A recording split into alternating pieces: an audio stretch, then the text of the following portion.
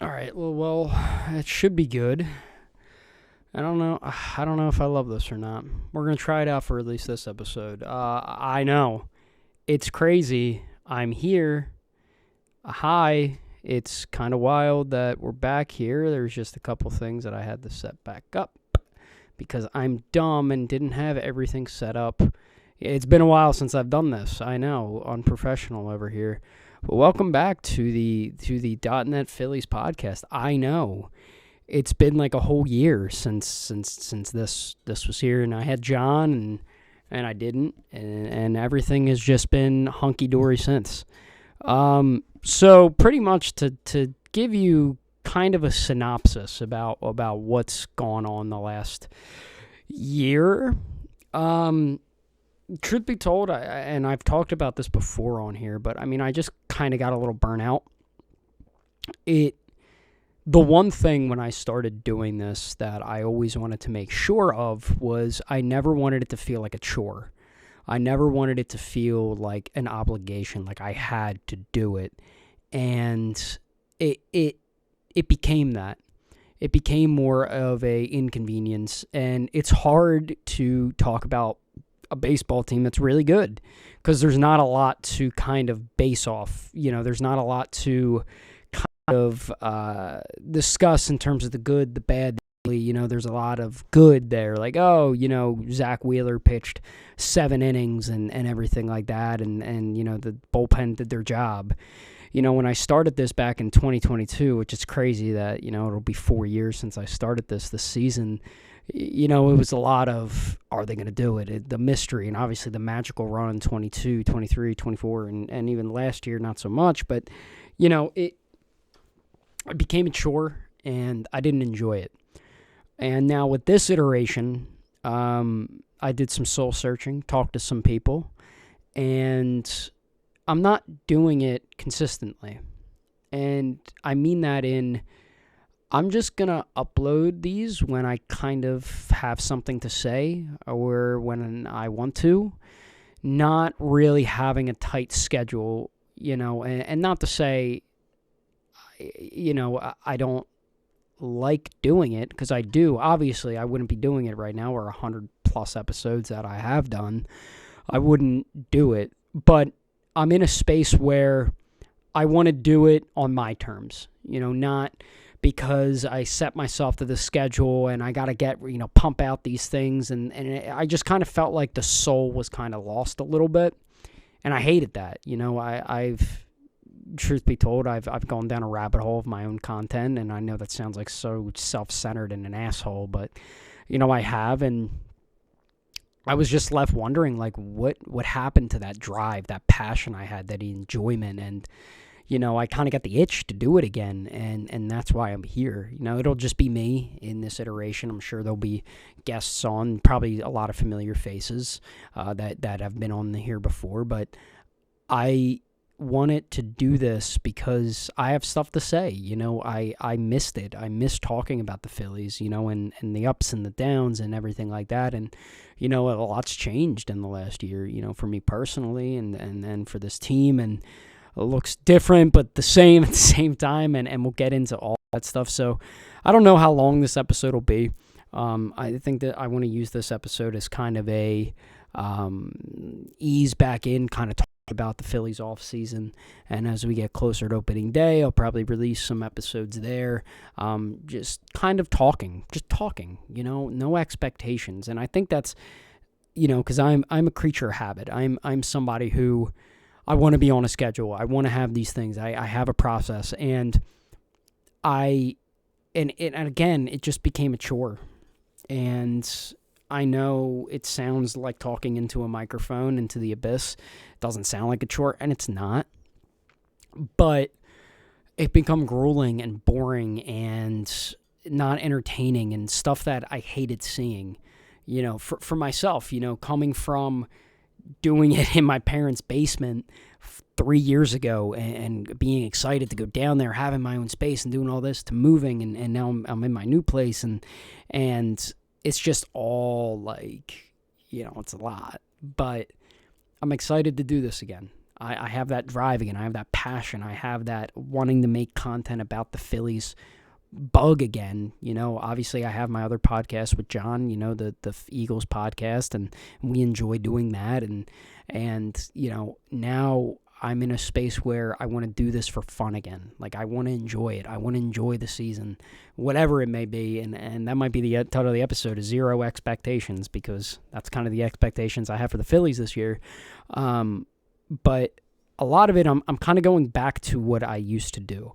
When I do release these episodes, kind of talking about the series, talking about the games, talking more in depth about the team on a regular day-to-day basis than I was in the last couple of years, where I feel like I tried to broaden it a little bit and try to kind of be a little more gimmicky than just stats. This is what this is, this is what this is, this is what this is, which is what I loved about doing the research about a certain player and looking about, like, well, what is his OPS off of this pitcher, or what is this pitcher's ERA in this inning, and more of the data stuff is stuff that I personally love about baseball, because I think it gives you a very good insight about how good a player actually is versus what their counting numbers are. And I feel like I got away from that, and I really want to do a conscious effort of having fun again, enjoying this, and really, really diving in. I got a new logo behind me. I don't know if the green screen thing will stay or not. I don't know. It was just easy for me today. I just got off of work, so it was kind of a little easier for me to just kind of throw this up and be like, yep, that's what we're rolling with today. But in today's episode, I kind of want to talk about the Phillies offseason, what my expectations were. And I know a lot of this stuff is going to be stuff that's kind of been hammered to death home, but I kind of want to talk about what I'm excited for about the team, because a lot of people are really down on the Phillies right now. Reasonably, you've had back-to-back seasons end in the NLDS in pretty disappointing fashion to the Mets and the Dodgers, and you kind of want to, your job, if you're Dave Dombrowski, is to really shake up the locker room. They talked about it all off season about, getting rid of Bohm, Casty, and Strom, and we'll get to those guys. But then they don't really do that. They had something, which we'll get to, and the rug was kind of pulled out from under them, and they kind of had to resort to plan B. But, the attempt was there. And now, mind you, next year, I think this might be a big retooling year. You're seeing a lot of the young guys come up this year. I think next year will be that year that you really see a shakeup, not only because you're losing guys in free agency, but you're having almost $70 million come off the books next season. So you're having a lot more wiggle room. And you would, if there is a season next year, and we'll talk about that, probably not in this episode, but at a later date. But to begin the offseason, the number one thing, runner-up and MVP, I think he was runner-up. Hold on, before I start spitting facts at you. Kyle Schwarber, professional podcast here. Kyle Schwarber last year was, give me one sec. Yes, he was a runner-up and MVP. Your number one thing in this season, or in this offseason, was re-sign Kyle Schwarber. That was the number one priority offseason move. You had teams like the Dodgers were involved. The Mets, I never really believed the Mets were involved. The big one was Cincinnati, because, obviously he's from Cincinnati, and even Harper said at the beginning of spring training that, he really thought that Schwarber was going to Cincinnati. Phillies gave him 5 years, $150 million, which I think is a perfectly fair deal. I think Kyle Schwarber will play past that 5 years, whether it's with the Phillies or a different team, because I think he is the type of player that his game kind of ages gracefully. He reminds me a lot of like a Nelson Cruz, like Matt Stairs type, where he can still hit bombs into his 40s. So, everybody was really mad about the $150, $30 million for a DH. Don't care. Do not care. That guy is insane. He's a winner. That's all that guy does. So that's why I think this Phillies team is in a very good position in terms of leadership. Kyle Schwarber, I think, is a leader. Everywhere he has gone, he has won. That is just in his DNA, whether it was college, the Cubs, even the Nationals, the Red Sox in 2021, and obviously the last 4 years with the Phillies. Like, the guy just comes here, goes to wherever, and just wins. And he'll be very influential on these young guys. You have Aiden Miller, probably might get called up this year. Justin Crawford will be your your opening day short or center fielder. Maybe an Arun Escobar we might see, God forbid if there's an injury. But even with the young guys with Bryson Stott and Alec Boehm and Johan Rojas and Otto Kemp even, these young guys coming up, they look to that leadership, and that is something that Kyle Schwarber provides, and that's something that's so valuable in a baseball player because, we've seen time and time again where these veteran guys aren't leaders, and we'll talk about one in a little bit, but it was a good deal. I think that was a fair deal. I think that was kind of what it was going to take to get him, and the Phillies did it. Next move was signing Adolis Garcia to a 1-year, $10 million contract. I love Adolis Garcia. Everybody kind of remembers him from that 2023 Rangers World Series winning roster where he was insane in the playoffs and the last couple years have been down.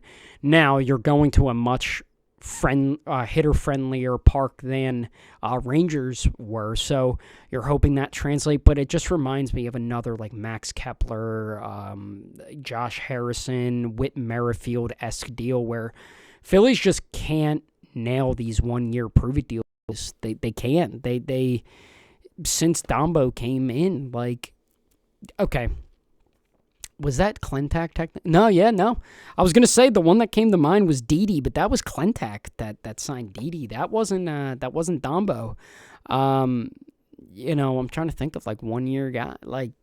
I can't think of one. 2021, who was their 1-year guy? I think Brad Miller was their 1-year guy, and he was good. I'm not here to talk smack about Brad Miller. This is a pro Brad Miller podcast. But, you 2022, you signed Josh Harris, 2022, who was their 1-year guy? Oh, it was Odubel in 2022. You cut him. Jeurys Familia, you cut him. Josh Harrison in the next year. Whit Merrifield, we all saw how that ended. Max Kepler was better, but also was on steroids and didn't do anything, which is so funny. So, who am I to believe that Adolis Garcia is going to be any different from those guys? But, your defense and right field is getting a significant upgrade over Nick Castellanos. And, you get a little Latin flair. I've said it. Phillies are too white.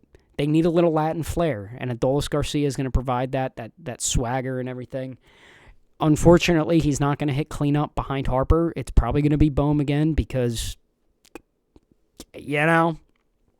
but it lengthens the lineup a lot. If you have a lineup, Schwarber, if you go Turner, Harper, Schwarber, Boehm, Garcia, Real Muto, Marsh, Stott, who am I forgetting? Crawford. Play the matchups down there because you don't want lefty. But okay, it's fine. It's just a completely fun deal that I'm perfectly fine with. We'll see. We'll see how it translates. The next one I'm very excited about. Now, this Phillies bullpen is going to be insane. I think it's going to be even better than it was the last couple of years, and their bullpen last year was really, really good. You signed Brad Keller to a 2-year, $22 million deal. He is obviously going to be your setup man to Johan Duran. He had a 2.03 ERA last year with the Cubs. Cubs fans were really pressing to re-sign him because he was so valuable. So the Phillies come in, swoop him, 2 years, $22 million. High leverage guy that kind of takes a lot of pressure off of Orion Kirkering. And I think Orion Kirkering's going to have an incredible year this year. I just think that reading that article that Matt Gill put out and seeing all those relievers reach out to him and he's facing the cameras and saying, I'm not going to let it define me. That's a strong... People forget he's 24. He's a kid. I say that as a 27-year-old, but... Nope, that fell. But you get my point. He's still a kid, and I think he's going to have a great year. He's been incredible for the Phillies. But I think it just adds a little pressure off of him. And now he's your third out of that bullpen as opposed to your setup guy to Johan Duran. So Brad Keller, excellent move. Great. The next move was kind of a shocker. Matt Strahm traded to the Royals for Jonathan Bolin. Now, Jonathan Bolin, another righty, high 90s guy. His optics, a lot of smart baseball people really, really like Jonathan Bolin this year in a relief role. He kind of was a hybrid reliever starter for the Royals last year. So A lot of smart baseball guys like him to be a breakout candidate this year. Therefore, I like him because I'm not a smart baseball guy, but I like to pretend I am. So I think, and you have 6 years of control of Jonathan Bolin. So if he turns into anything, whether it's a spot starter, whether it's another reliever in the bullpen, whether it's a AAA guy, like you have depth there for many, many years. And with Strom, I think they were getting ahead of him taking a turn for the worse. Now, the last 3 years, Matt Strom has been their trusted lefty. Like, he's been awesome. Like, I have nothing but love for Matt Strom and what he did for this organization from a reliever standpoint, because I felt like every big moment he was in, he would get the job done. But I think the Phillies were kind of getting ahead of him being bad this year because a lot of miles on that arm the last 3 years. Remember in 2023, his first year, he started. He pitched. Let me see what Strom's pitching logs were, but there's a lot of miles on that arm, and I think the Phillies were trying to get ahead of that. And I think, and it's a low risk, high reward moment for them. Matt Strom. So Matt Strom, the last 3 innings pitched 87 innings in 23, 62 innings in 24, and 62 innings in 25.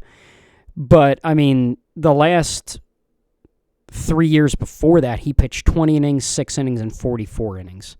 So it's just been a lot of high leverage spots for him, which, granted, that's what you want out of your lefty. You want him to kind of, be that guy. But I think the Phillies were getting ahead of him tanking. And getting Jonathan Bolin, low risk, high reward moves, a lot of control left, and I think he'll be a valuable member of this bullpen. This is my guy. This is the guy I am most excited for. Kyle Backus, a nasty lefty. They traded for him. It was some like bull BS reliever. 6 years of control. Nasty lefty, kind of has that sink arm, like kind of weird herky-jerky wind up to him. Last year, also has 6 years of control left, by the way. Last year, left-handers hit 139 against him. Mind you, righties hit 3-something, but they can fix that. Lefties hit 139 against him. He's nasty.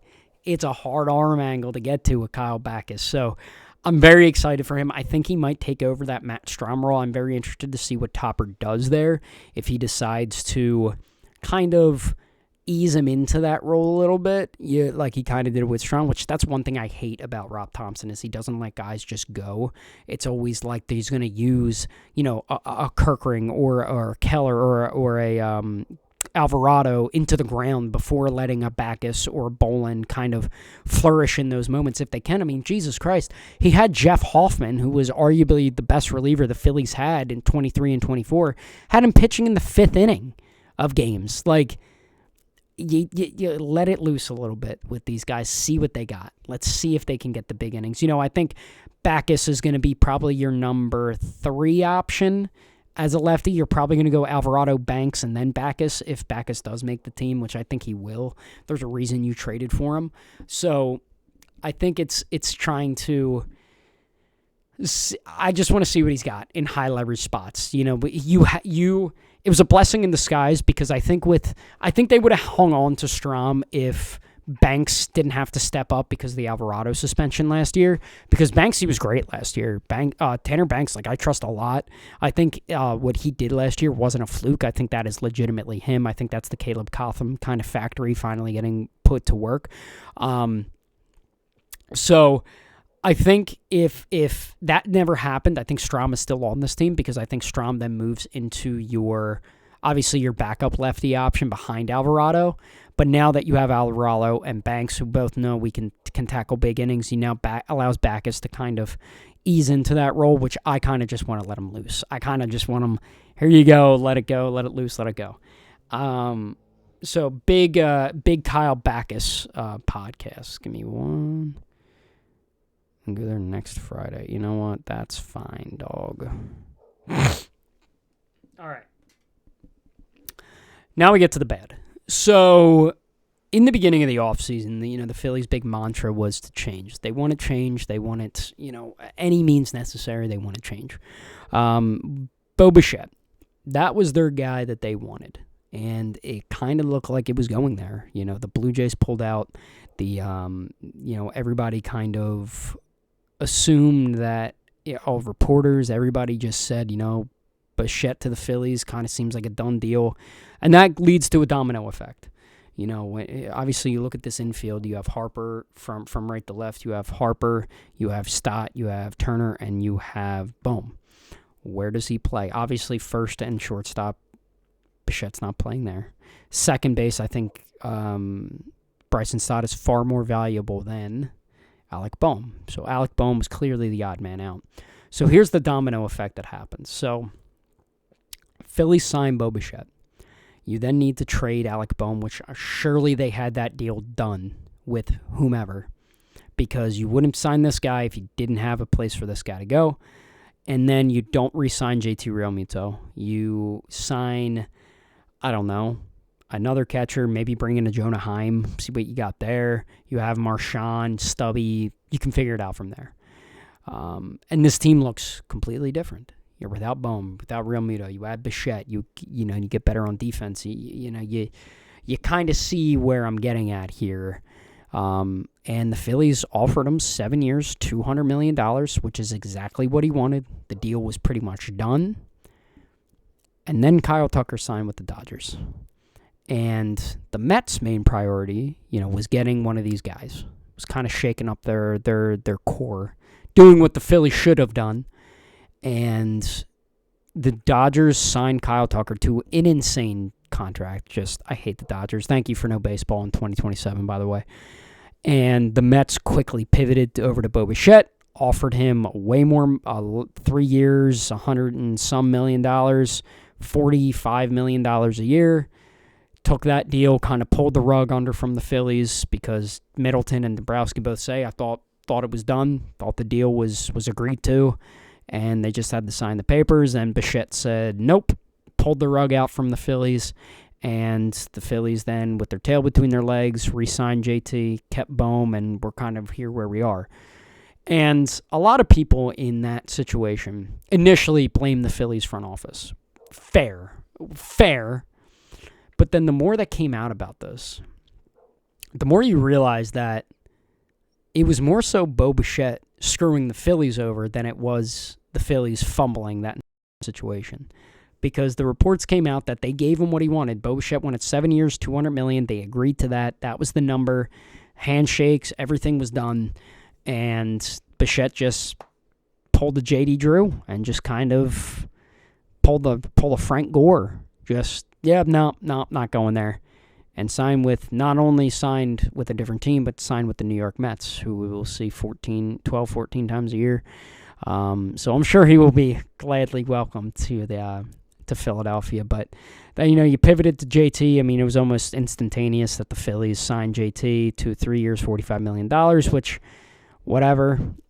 You needed a catcher. He's the best one on the market. I think his value is more so on the defensive side, dealing with the young guys coming up, with the Jonathan Bolin and Kyle Backus, especially Andrew Painter coming up, seeing what he did with Jesus Luzardo, the evolution of Chris Sanchez, getting Nola back to where he was. Even Taiwan was better last year. He is so valuable to this team from a pitching standpoint that I don't think they could have replicated that kind of production from the pitching side without JT Realmuto, because I just think that's how valuable he actually is at the catching position, and we've been spoiled by him. He was the best catcher in baseball for many years during his time as a Philly. He's at the back end of his career, but still think there's value there.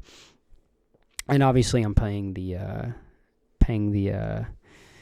glass half full approach as opposed to the glass half empty, because that's kind of what I want to do. That's kind of my vibe, dude. And then, let's see, Dolis Garcia, JT, Strong, Bolin. And then another big move, they released Nick Castellanos, and what a disaster that contract ended up being. I will never forget when the Phillies signed Nick Castellanos to that 5-year, $100 million deal, he's off of the best season of his career. 330 home runs, 100 RBIs, exactly the kind of impact bat that you wanted behind Bryce Harper. Because when the Phillies signed Schwarber first, but when the Phillies signed Schwarber, it was always kind of the bat leadoff, because he had so much success there with the Nationals and the Red Sox the year prior. And I think Joe Girardi, I know jump scare, Joe Girardi was the manager at that time when they signed Schwarber, that I think he was like, oh no, whole bat leadoff. So they still needed, excuse me, they still needed that big bat behind Bryce, and Nick released that picture of him sitting on the steps in Philly, and then the news broke soon after, and I was at Ashland's house, and I was so excited, like, oh my God, they just signed Nick Castellanos, like, they're loading up, like, this is going to be great. And, first season was bad, we all remember that first season, but some defensive wizardry in right field during the playoff run, and we all remember that. 23 was his best year. That was his all-star year with the Phillies. And then I thought after that he would kind of improve after that. You get more comfortable in the place and yada, yada, yada. The statistics are there. That first year for free agents, are never usually that great. And then they kind of go from there. Kyle Schwarber is kind of the anomaly, especially when it comes to Philly sports. But I guess Saquon, too. As I look at the picture, I have Saquon as a different sport. You kind of chalk year one up to a mulligan for Casty. In year two, he was much better, had those home runs against the Braves and even the D-backs. Like, he was insane during that playoff run.